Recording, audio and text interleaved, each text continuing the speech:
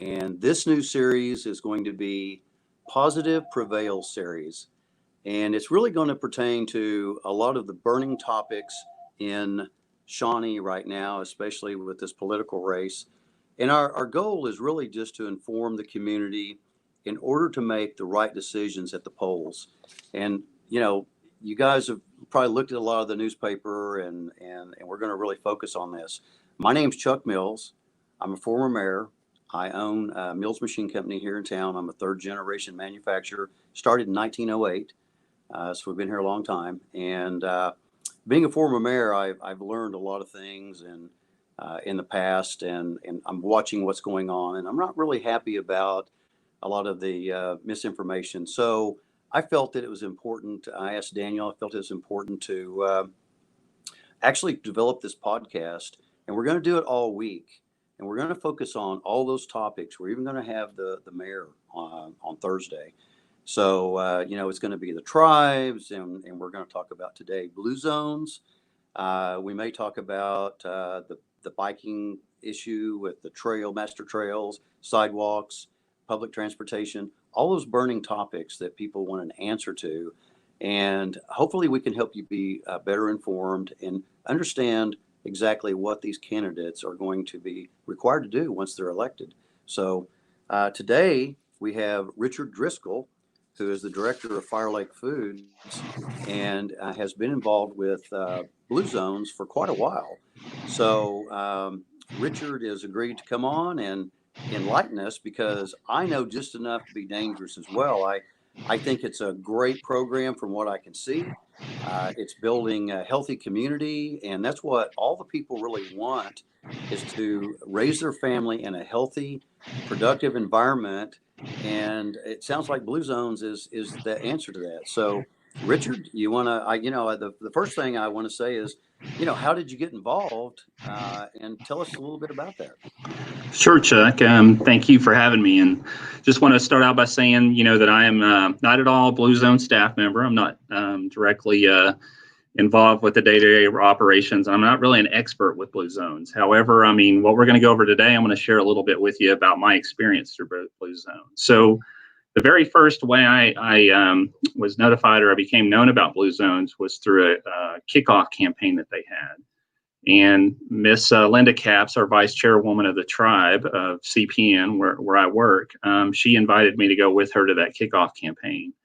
Went and attended that and kind of heard everything, for the most part, the generalization about what BlueZones is. And I'll tell you, Chuck, probably after that meeting, I was a little bit apprehensive about coming back and maybe having that be a part of the grocery store and stuff.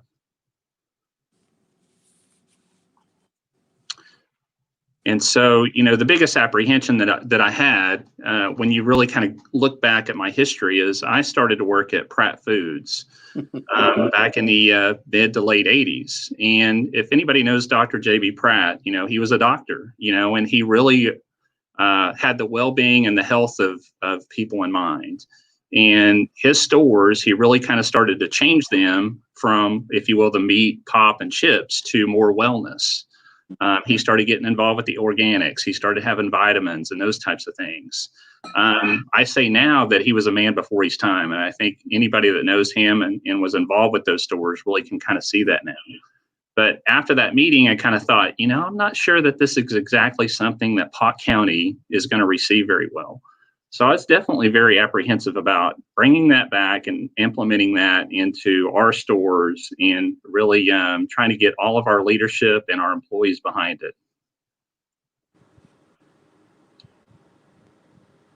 So after that point, what I didn't do is I didn't just throw caution to the wind. I just didn't say we're not going to do it. I thought, the best thing for me is to really dig deeper into this and to learn more about it. And so I started getting involved. I started going to a lot more of the meetings. I started listening to a lot of the different experts, and I could really sense that this was a momentum that could really change and be effective here in Shawnee. So at that point, after learning a lot more from the experts, talking to BlueZone staff, knowing that this initiative wasn't something that was going to be just dictated to us, like we had to do these certain things, that there's multiple options that you could do, I really felt like this was something that was going to make Shawnee a much better community and a much better place to live. Well, that's everything that I think anybody would want, again, to have that environment and that option. And it's interesting how people keep twisting this about this being mandatory. This is a lifestyle change that is your option. If you want to live to be older, you're going to have to eat better and you're going to have to exercise. And, it's just common sense. Sure. So, and I think this is a great program that will help us. So, what benefits have you witnessed after implementing the program? Well, I can tell you, we're 3 years into it with the store, with Fire Lake Discount Foods being a certified, approved grocery store for BlueZones. And, the first year or two, we didn't see a lot of transition between the plant slant diet and produce and stuff. But I can tell you now that we're seeing double-digit increase in like produce sales, in water sales, in BlueZones tagged items that we have in the store. So you can really see that people are really starting to understand. They're getting educated about how to live healthy and be more interactive. I run the track often, and I see a lot more people out there that's just moving than I have in the past. So it's exciting to see the BlueZones and what they've done in 3 years. And I'm excited because recently they've been approved for another 7 years. So if we've done this much in 3 years with being interactive in BlueZones, I can't really understand the depth of what we can do in the next 7 years if we really kind of get everybody on board and we're really one. Well, as well that Oklahoma ranks pretty high up in the scale of obesity and people that have heart problems, and there's just a lot of problems. And even the mayors.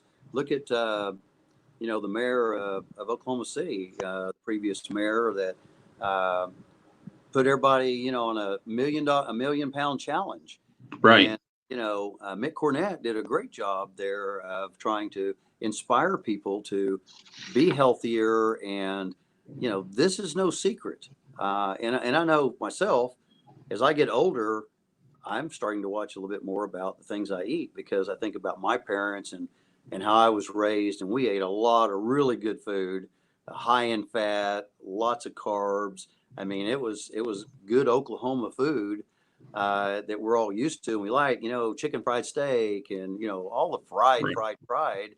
And I don't eat hardly fried food anymore. And I watch my bread and my carb consumption. And, I think a lot more people are aware of that. And fortunately, younger people are starting to realize that now, that they feel better, they have more energy. And I think it's a great program. And I really appreciate you guys taking that on. And I know I've seen, of course, I live on the north side of town, and I see some things at Homeland, that they've kind of done it. I don't know if Walmart's done any of that or not, but you guys are really taking the lead and done an awesome job. And personally, I love going to your store to buy fruits and vegetables, because you have such a good selection and it's all fresh.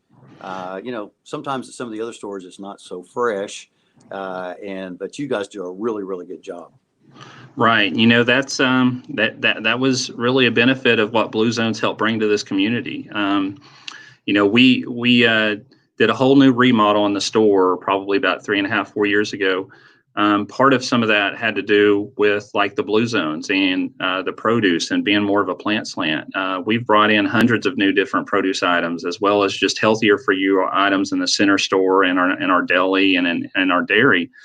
And we probably would have never have done that if it wasn't for the BlueZones and the initiative and the power and the education they put behind all their material.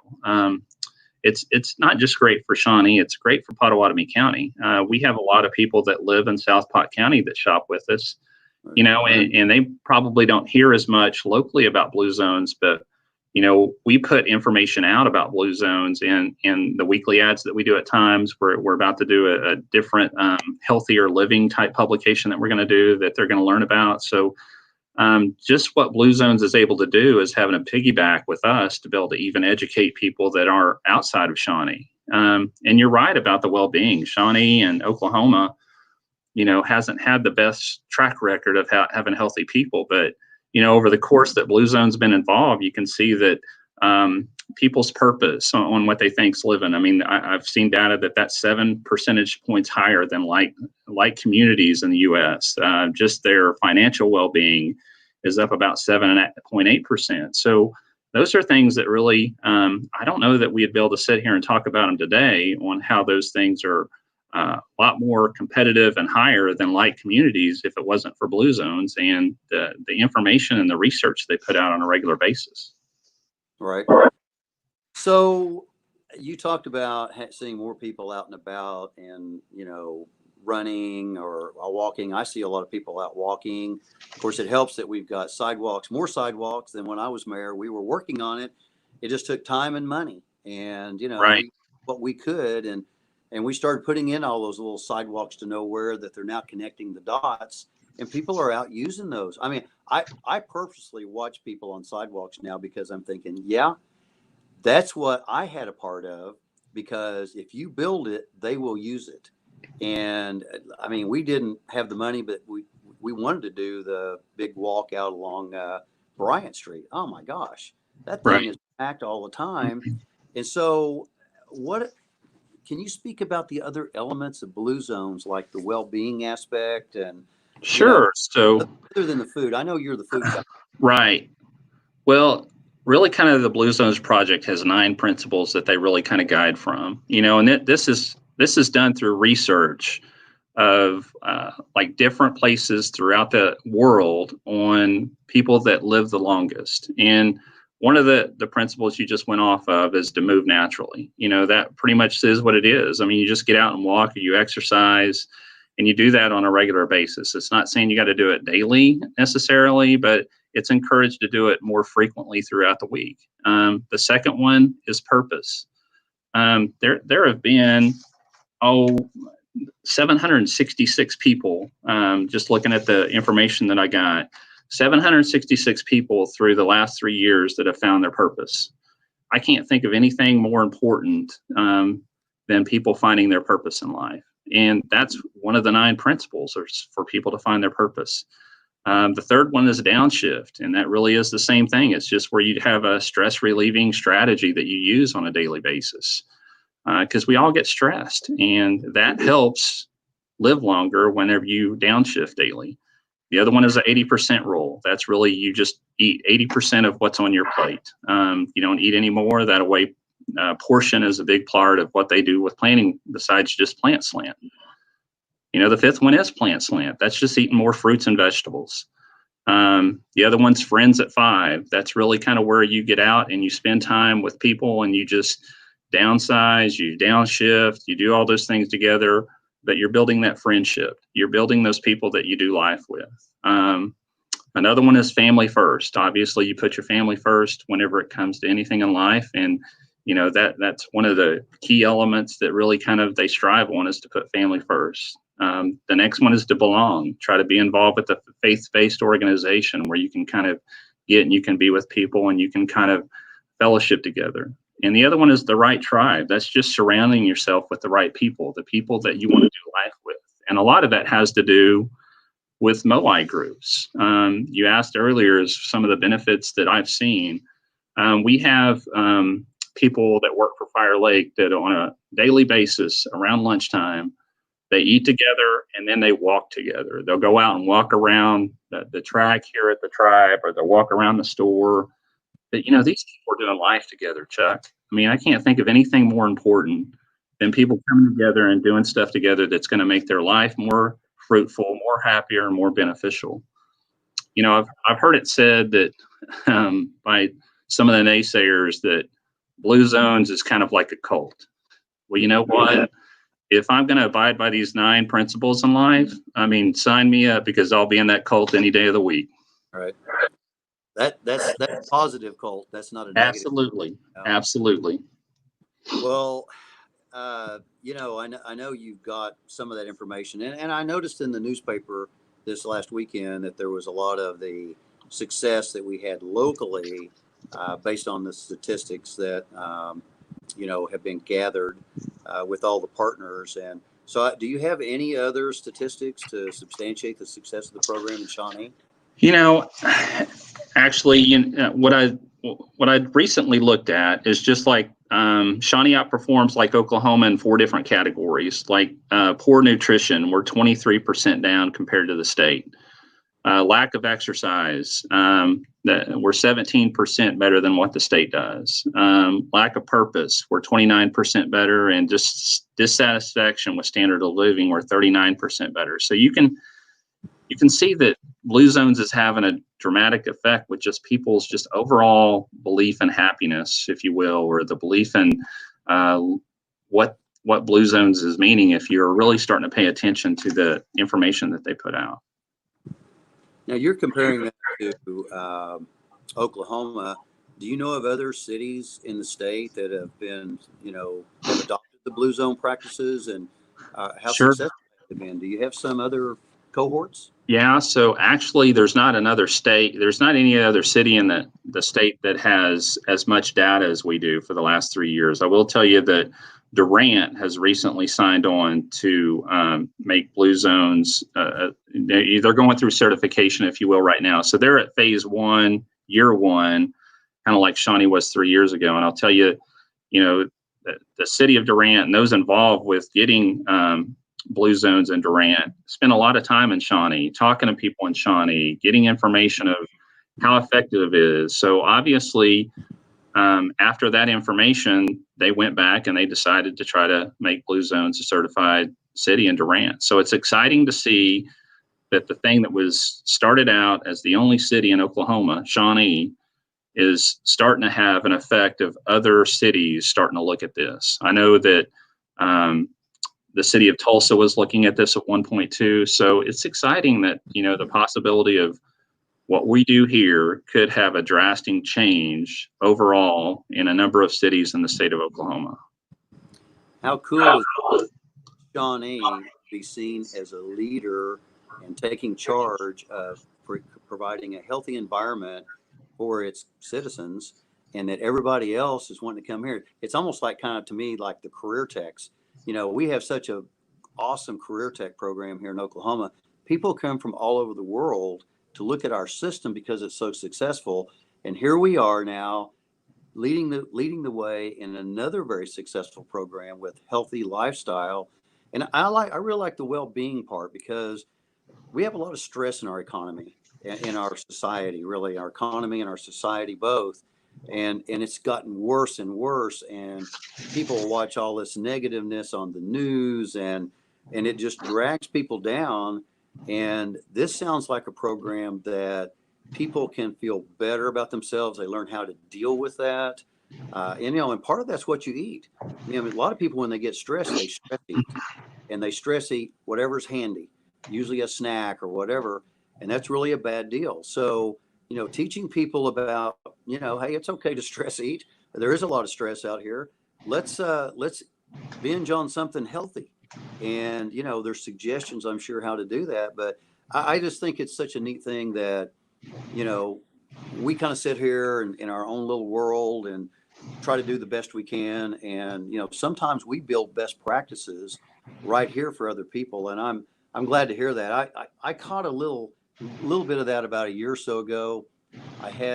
I still have connections with other mayors and city managers. And, I was out somewhere at some meeting, maybe a state chamber meeting or something. And someone came up to me and said, hey, can you tell me about the Blue Zones in Shawnee? I know you guys have really taken that program and done really good things. And we're thinking about doing that here in our city. And I knew just a little bit, but I knew who to connect them to.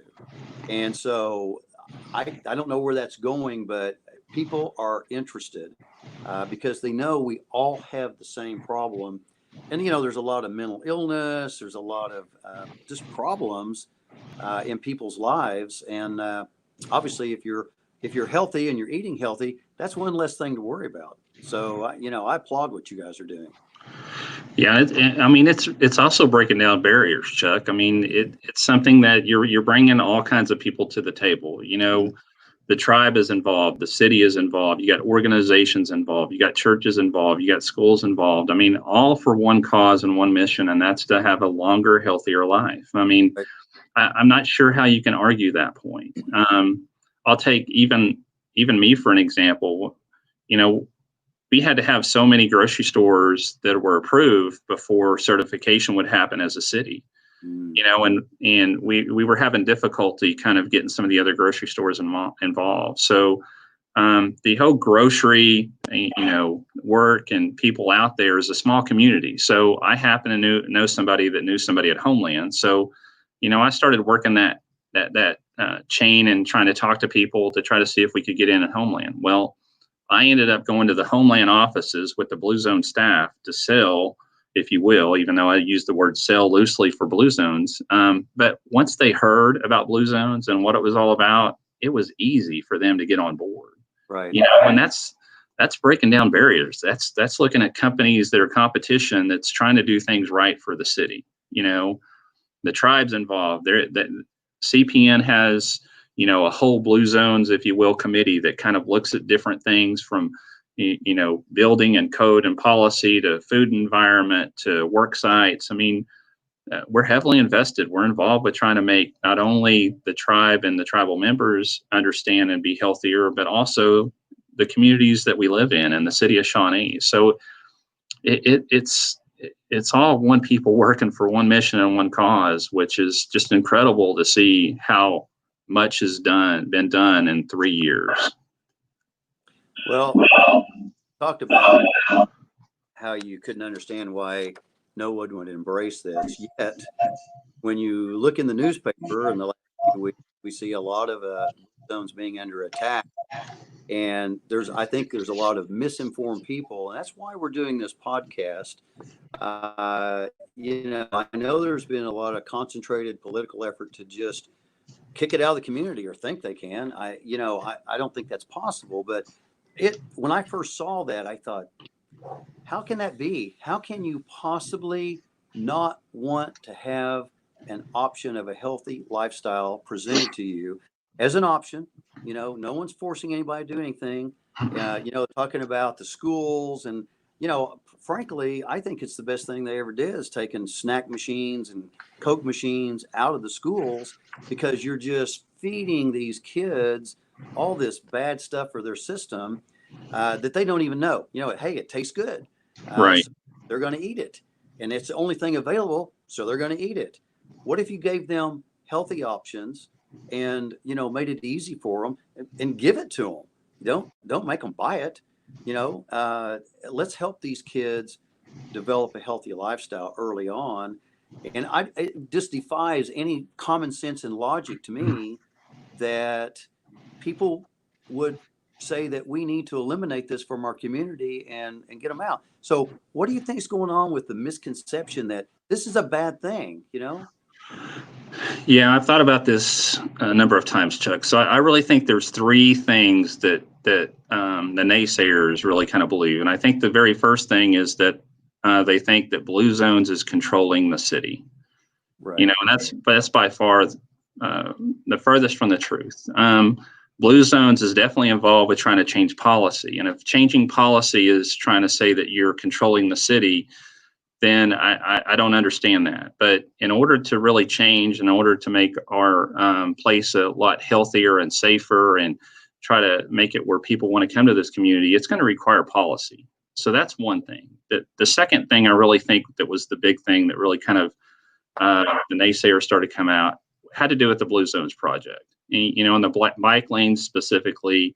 And I think, the theory and the thought out there was that the people that park along the street on Broadway, that they were going to lose their parking. Now, I can't speak one way or another how that was going to do, but I do know that they weren't given a chance to really develop a plan to show how that the parking was still going to be in place. People were just automatically against it from the very beginning. And I say people, I say that very loosely, because I think there were a number of people that really caused the most squeaky wheel, if you will. I think there were a lot of people that live along Broadway that were for the Bright project too.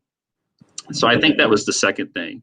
I think the third thing was that they believed that money could be spent financially better in another way rather than, through a Broadway project and bike lanes and that type of stuff. But I think really the Broadway project really wasn't about the bike lanes itself. It was about a bigger picture. It was about bringing in a healthier, safer, and more interactive community. That was just a small piece of the things that could be developed over the course of time. I think if you're going to try to attract people and you want to try to attract world-class people with industry or businesses to come in town, having a place where people can walk and commute and bike and, where you're showing you're a fun, vibrant community. I mean, that's something that BlueZones really kind of tries to strive and implement within the community. Well, there's no doubt about that. And, we talked about, we did a master trail study and we talked about moving people through the community. I mean, we talked about a path, all kinds of paths, like a path, different kind of paths, a path maybe along the railroad tracks, which I'm not sure how safe that is, but we could make it with lighting and security, but there was a lot of options, and bike lanes was another. And, part of it was just like the Broadway project, it kind of blew it out of proportion. It was never a vote on that. It was a vote on whether they would hire someone to study it, an engineer or someone to study it, happen. And I know the part that I found out about was the proposal was actually to have like a shared lane. So no one was going to lose their parking, but all it takes is a little bit. And, if you don't, I know this from being a mayor, if you don't communicate your plan very well, people will put their own interpretation on it. And so that, I think, was a big part of that problem. I know that project is dead right now. Bike lanes in this community are probably not really dead. We just find a different place for them. But people are going to want to be able to transport themselves on bicycles around this community, and we need to allow them to do that as safely as possible. And so that's not for me to say. I'm not the mayor. I'm not going to be the mayor. But just as a citizen, I believe that, we will continue to focus on this. And whether this next group of elected officials does it or the next, it's not going away. It will happen at some point. Now, hopefully the communication's better and, there's a lot more input and people are all on board and they get buy-in. That's the key. You got to sell the deal and you got to make it theirs. And that's the way things happen here. So maybe it wasn't handled quite well or quite as right as it should have, but it's going to happen. Maybe in my lifetime I'll see it. I don't know. But, now the other thing that after doing a little investigation, because I had a lot of questions, my understanding is that BlueZones goes out and tries to develop positive, healthy lifestyle options in the community. And they actually go out and pay for those studies. And they give that to the elected officials. So we're already saving. I know how much those studies are.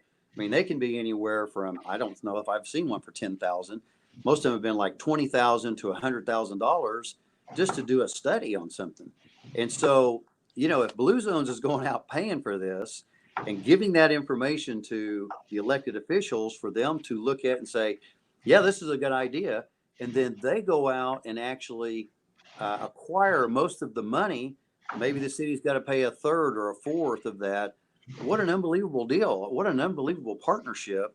And can you talk more about that? I mean, I just heard that the other day.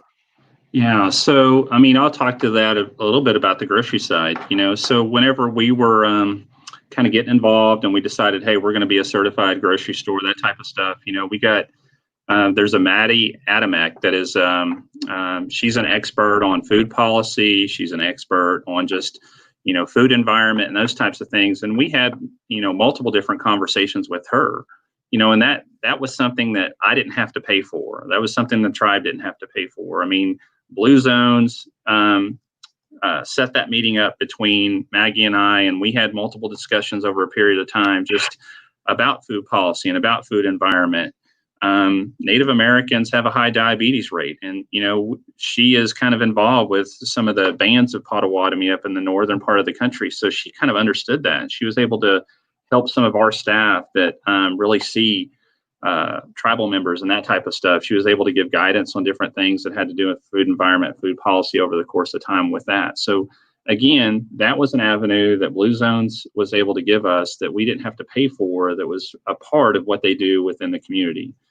And just, talking about the BlueZones part, and I just want to make sure we understand that BlueZones isn't the one that came up with the Marquee project. I mean, BlueZones itself, this is part of a built environment team that are members of our community, citizens of our community, that were actually on this team, as well as our steering and leadership team. And we all kind of got together as a group and thought about different policies and things that we could do as a Marquee project to help the city. So those were all done in connection with some of the research that we were able to get from people that really know cities and know about how bike lanes work and know how to sidewalks and that type of stuff. And it was all research that the built environment was able to gather through BlueZones. And if it wasn't for them, then all of that expert information would have been paid for. So you're telling me that this is not a BlueZones thing. This is a community thing. There are volunteer community members that are all part of this group that are saying that could work here or that won't work here. And we want to be a part of it, and we want to promote it, and we want to have a say in it. And we can take this out to other members of the community and get their input. So this isn't like what everybody wants to say, oh, the BlueZones are coming in and telling us what we need and what we have to do. This is our own people saying, yes, this is what we need, and this is what needs to happen, and you're here to help us. That's what I'm hearing. That is absolutely correct, Chuck. I mean, BlueZones didn't come in and just look at the lay of the land and say, hey, you need a bike lane and we need to do something different down Broadway. That was not it. That was a collection of our peers that get together and that kind of look at different things that we want to do within the city to make them better. And that all that information and what was being done was by a group of people that were volunteers that spent hours and hours of times through just to get involved to see what we could do to make the community better. And that was the project that they ended up proposing. And that's the project that BlueZones, after it was proposed and it was voted on and everything by the steering leadership, that, hey, this is where we want to go. And that's where we started focusing on trying to help improve the city when it came to built environment. So how would people get involved, or if they needed information, do you have a local website? Is there a national website? Where would they go? Yeah, I don't have that information off the top of my head, Chuck, but yeah, if you want to look for BlueZone Shawnee, you're going to be able to find that anywhere that you look. You could actually find phone numbers, and I could probably get that information to you. Like I said, I don't have that at the top of my head right now, but if you want to get involved, they're looking for all kinds of volunteers. If you want to be involved with food policy, built environment, all those types of things, I mean, contact somebody at the local office. Their headquarters is down on Main Street. I will tell you that they're not there because of some of the things that are going on with COVID right now all the time, but they will kind of be glad to talk to you. And if you want to get involved and learn more about BlueZones, which I'd encourage everybody to know, and instead of just making your own assumptions, because that's what I did. I mean, I made my own assumption to begin with, but I didn't let that assumption not allow me to dig a little bit deeper and to just make my conviction solid. I really wanted to look and study it more myself, and I had a change of opinion, and I'm glad I did, because it's been great for CPN. It's been great for our store. It's seeing people out in the community has just been encouraging. So I think we're on a pretty good path right now, and I think we need to kind of get people to understand that this thing is good for Shawnee and it's good for Pot County as a whole. It just occurred to me, are there any other tribes that have embraced this in our local area? Yeah, so I know that there's a number of different tribes. Absentees has been a part of it too. I know we've contacted just about every tribe. So with COVID kind of happening, there were some things that we wanted to talk with some other tribes, but the absentees been a part of it. We are visiting with some other tribes to try to get them more involved. But I think if we're able to really kind of let them know how CPN has had, what advantages they've had, it's really going to show them that, hey, this is something that we really need to try to implement within our tribe too. Excellent. And kind of speaking of that, our next guest tomorrow at 1:30 is going to be Justin Wood, the chief of the Sac and Fox Nation. Yeah. And I'm going to ask him that question tomorrow about what he knows about BlueZones, and are they going to embrace that, and are they going to, seek the same success that you have? So that's going to be perfect, a perfect segue into what we've talked about today. Absolutely. And you tell Justin he can call me or text me or anything anytime he wants to. I'd be glad to kind of give him a lot more information and to show him what we've done and where we're headed. And, Justin is one of the best people. I have a lot of respect for him. Yeah, he's a good man. So anything else that I might have missed that you want to tell us about BlueZones? I think, Chuck, just looking back at the naysayers, what I'd really like to say to them is just like, hey, give it a chance, learn a little bit more, talk to the BlueZone staff. More than anything, let's be careful about what we say. I mean, going out and saying that this is a cult, I think that had a negative connotation. And when you do, right. I mean, that's kind of a slap in the face to the Avitas Foundation. BlueZones didn't really come to Shawnee because they reached out. It was the other way around. Avitas reached out to BlueZones because they knew that they would be able to make our city a better city. As not only is it a slap in the face really to BlueZones or to Avitas, it's also, to us that implement it in our companies. There's a lot of organizations out there that have implemented this to make their staff learn more about well-being. I mean, Georgia Fisher is a prime example. They're doing a ton of good things out there to try to help their employees with healthy eating and just purpose and those types of things. So, I mean, it really is kind of putting a slap in the face to all the volunteers that participate, the 6,000 plus people that are involved to some degree here within the community. I mean, I would just encourage them to think before they really kind of come out and say something like that. Exactly. And again, this is the reason that I requested for us to do this, because I just think there's so much, bad information out there. And, we need to do what we can to educate the public on what's the truth, what's really going on here. And I really appreciate the time that you've given out of your busy day. This has been super informative to me. Hopefully it will be to the people that choose to listen to this podcast. And again, we're going to do this all week. Tomorrow again at 1:30, we're going to be talking to Justin Wood, Chief of the Sac and Fox Nation. This is going to be the end of this We Are City of Five Nations podcast, Positive Prevails series. And remember, together we build community one season at a time. Thanks, Richard. Thanks, Chuck. Appreciate it.